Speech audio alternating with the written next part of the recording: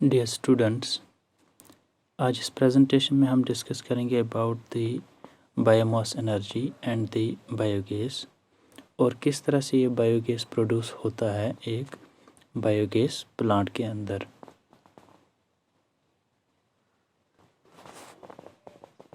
Biomass energy, biomass किसे हम कहते हैं? The dead parts of plants and trees and the waste materials of animals are called biomass.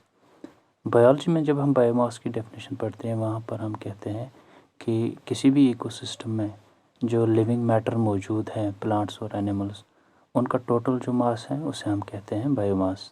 लेकिन यहाँ पर हमें एक्चुअली पढ़ना है बायोमास एनर्जी। सो यहाँ पर हम कंसिडर करते हैं the dead parts of plants and trees and the waste materials of animals, उसे हम कहते हैं बायोमास। बायोमास ऑर्गेनिक मैटर है which is used as a fuel to produce energy. Biomass includes wood, agricultural wastes or cow dung. Biomass is another form in which solar energy manifests itself. This is because all the plants and trees which provide biomass like wood used sun's energy to grow. Even the animal wastes like cow dung are given by cattle who grew by consuming plant food made with the help of sunlight, या हम कहेंगे with the energy of the sunlight during the process of photosynthesis। जो भी food available है अर्थ पे वो produce करते हैं प्लांट्स, और प्लांट्स से फिर ये फूड जो है फूड चेन में ये इसमें जो एनर्जी है वो ट्रांसफ़र होती है to the other living creatures, that is the animals. Since the fuels like food, agricultural wastes and cow dung are all plant and animal products, so they are called biomass और biofuels, because wood जो है या agricultural waste या cow dung in most parts of the India इसे dry किया जाता है और फिर cow dung केक्स को इस्तेमाल किया जाता है as fuel. Biomass is a renewable source of energy because it's obtained from the plants or animals which can be produced again and again. Plants और animals दोनों आते हैं renewable sources में, सो हम ये कहेंगे बायोमास जो है या बायोफ्यूल्स जो है वो भी है renewable source of energy. Next है इसमें, क्या वुड है बेटर फ्यूल या चारकोल? वुड जो है उसमें बहुत सारे कंपोनेंट्स होते हैं और जब हम इसे इनकम्प्लीटली बर्न करते हैं, बर्न करने के बाद इस पर हम पानी वगैरह डालते हैं, सो ये वुड जो है ये टर्न होता है इनटू चारकोल। चारकोल जो है that's mainly composed of carbon, और जब हम चारकोल को बर्न करते हैं वहाँ पर कम जो है गैसेस प्रोड्यूस होते हैं और पोल्यूशन कम होती है। सेकेंडली वुड जो है इसका जो कैलोरीफिक वैल्यू है पर gram that is around 17 kilo joules per gram, और चारकोल जो है इसका कैलोरीफिक वैल्यू हाई है as compare to the wood, इसका है around 33 kilo joules per gram. That's why we से जो चारकोल है ये बेटर फ्यूल है as compare to the wood. Secondly charcoal से जो पोल्यूशन है वो भी कम होती है as compare to the wood. Wood is biomass. When wood is burned heat is produced, so wood has been used as a fuel for a long time.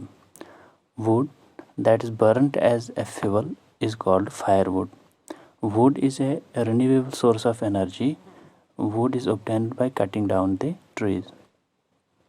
Disadvantages क्या है इसकी? The burning of wood produces a lot of smoke which pollutes the air.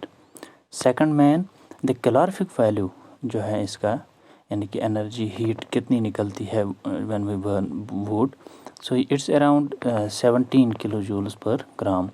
This means as compare to the charcoal जिसका है 33 kilo joules per gram. This means that wood produce less heat per unit mass on burning. Wood can be converted into a much better fuel called charcoal. When wood is burnt in a limited supply of air, then water and other volatile materials present in it get removed and a black substance charcoal is left behind. अब charcoal क्यों है better fuel? Charcoal has high calorific value than wood. This is charcoal produces more heat on burning than an equal mass of wood. For example, the calorific value of charcoal is higher, being about 33 kilojoules per gram, whereas that of wood is low, being 17 kilojoules per gram. Second, charcoal does not produce smoke while burning, whereas wood produces a lot of smoke on burning and pollutes the air.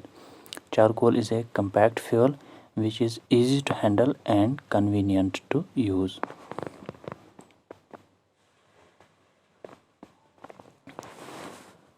Cow dung and biogas.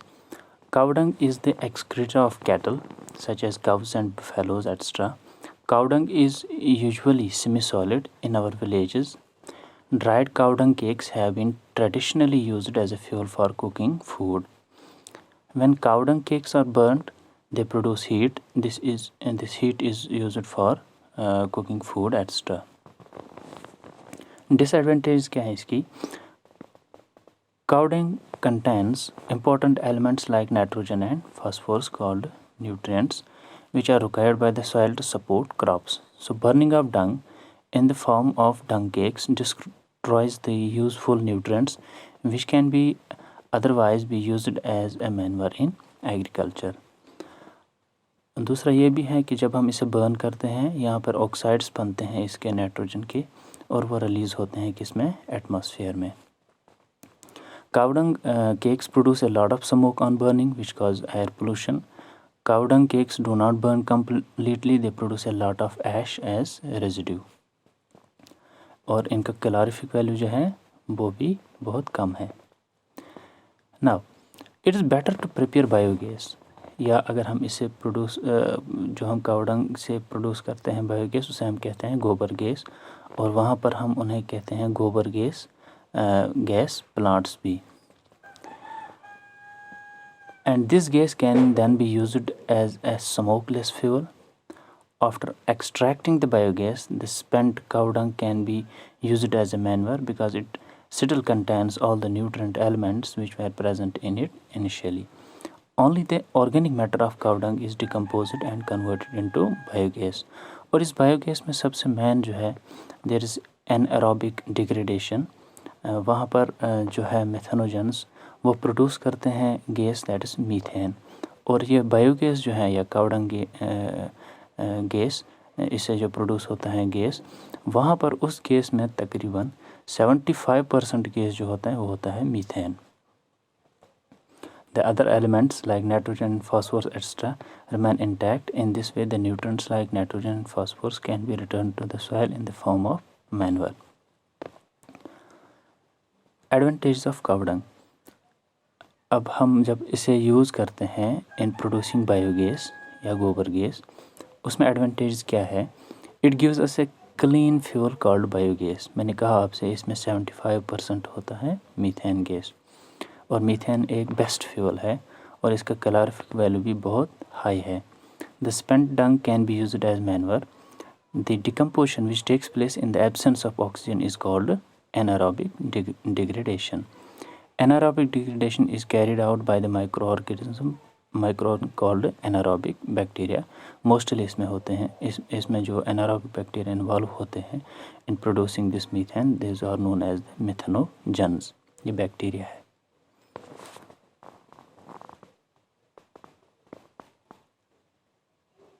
Now what is biogas? Biogas is a mixture of methane, carbon dioxide, hydrogen and hydrogen sulfide. The major constituent of biogas is methane, which is an extremely good fuel. Biogas is produced by the anaerobic degradation of animal wastes like cow dung or plant wastes in the presence of water. लेकिन यहाँ पर ज़रूरी है absence of air, oxygen नहीं होना चाहिए इसके अंदर. अभी हम देखेंगे बायोगैस प्लांट में. So this degradation is carried out by anaerobic microorganisms called anaerobic bacteria. मैंने कहा आपसे इस ग्रुप और बैक्टीरिया को हम नाम देते हैं मेथनोजेंस. In the presence of water but in absence of oxygen. Cow dung and plant wastes contain a lot of complex carbon compounds like carbohydrates, proteins and fats. The anaerobic bacteria degrade these carbon compounds to form methane gas, which is the main constituent of biogas. 75% होता है तकरीबन इसमें. Since biogas is prepared mainly from cow dung, so biogas is popularly known as gobar gas.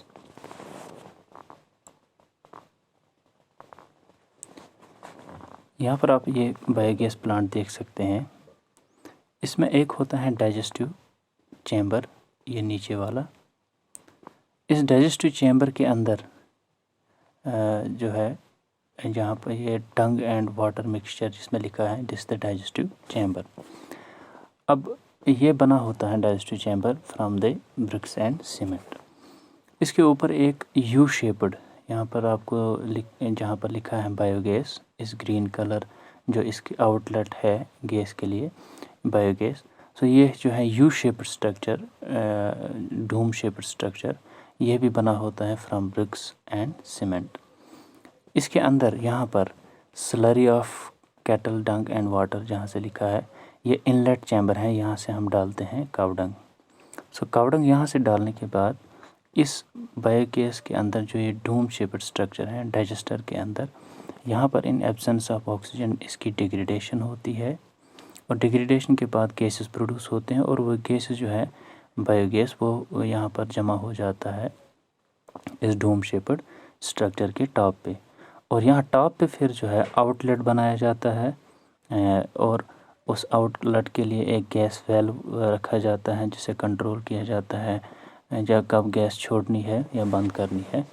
सो वहाँ से फिर जो gas जो है वो हम ले जा सकते हैं अपने किचन्स में और वहाँ पर उसे कुकिंग के लिए इस्तेमाल किया जा सकता है. डिग्रेडेशन के बाद जो यहाँ पर मटेरियल रहता है, यहाँ पर इसका एक और है राइट साइड में, that is the outlet chamber, और इस आउटलेट चैम्बर से हम इसे बाहर निकाल सकते हैं और यूज़ कर सकते हैं एज मैन्योर. सो बायोगैस प्लांट में एक तो इसमें होती है डाइजेस्टर टैंक, दूसरा इसमें है dome shaped roof like structure और जिसमें फिर बायोगैस वगैरह रहता है एट द टॉप, और जो हम कावडंग वगैरह डालते हैं उसके साथ थोड़ा पानी मिक्स करके वो हम डालते हैं through the inlet chamber. Inlet chamber के बाद वो पहुंचता है डाइजेस्टर टैंक के अंदर. वहाँ पर इसकी डिग्रेडेशन होती है, एनएरोबिक डिग्रेडेशन होती है by the help of anaerobic bacteria, और वहाँ पर प्रोड्यूस होता है बायोगैस. और जो फिर रेजिड्यू रहता है उसे हम निकाल सकते हैं थ्रू द आउटलेट चैम्बर और उसे यूज़ कर सकते हैं as manure.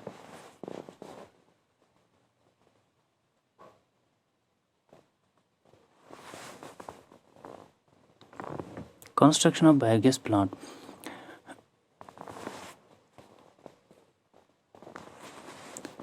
A biogas plant consists of a valve-shaped underground tank called digester, which is made up of bricks and has dome-shaped roof, also made up of cement and bricks.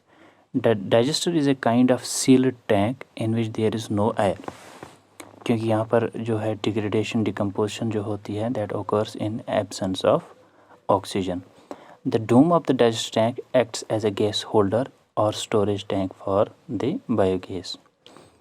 There is a gas outlet at the top of the dome having a valve. On the left side of the digester tank is a sloping inlet, and on the right side is a rectangular outlet chamber, both made up of bricks.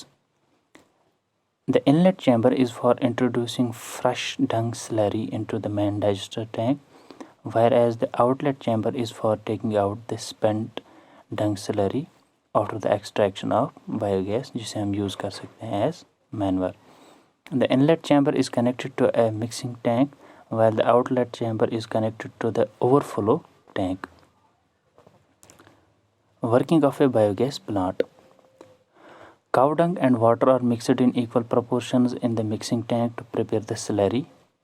The slurry of dung and water is fed into the digester tank through the inlet chamber. The digester tank is filled with dung slurry up to the cylindrical level, the dome being left free for the collection of biogas. It takes about 50 to 60 days for the new gas plant to become operative, start functioning. During this period, the cow dung undergoes degradation by anaerobic bacteria in the presence of water but absence of oxygen, with the gradual evolution of biogas. This biogas starts collecting in the dome.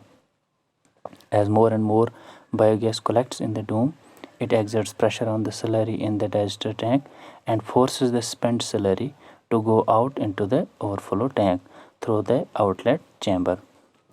From the overflow tank, the spent slurry is removed gradually. The spent dung slurry left after the extraction of biogas is rich in nitrogen and phosphorus compounds and hence forms a good manure. Once the gas plant becomes operative, more fresh dung slurry is added to the digester tank regularly, and this leads to the continuous biogas production. अब uses क्या है इसकी? Biogas is used as a fuel for cooking food. When biogas is burned in a gas stove, it produces a lot of heat. This heat is used for cooking food and for other domestic heating purposes. Benefits क्या है इसकी? ये एक अच्छा domestic fuel है जो हम घरों में इस्तेमाल कर सकते हैं. Biogas burns without smoke and hence does not cause air pollution. Second, biogas has high calorific value, that is, biogas produces a lot of heat per unit mass. Biogas burns completely without leaving behind any residue. Ash वगैरह नहीं रहता है जिस तरह, unlike wood, charcoal or coal. So it is a clean fuel. There is no storage problem for biogas as it is supplied by pipes directly from the gas plant. Biogas is cheaper than most fuels.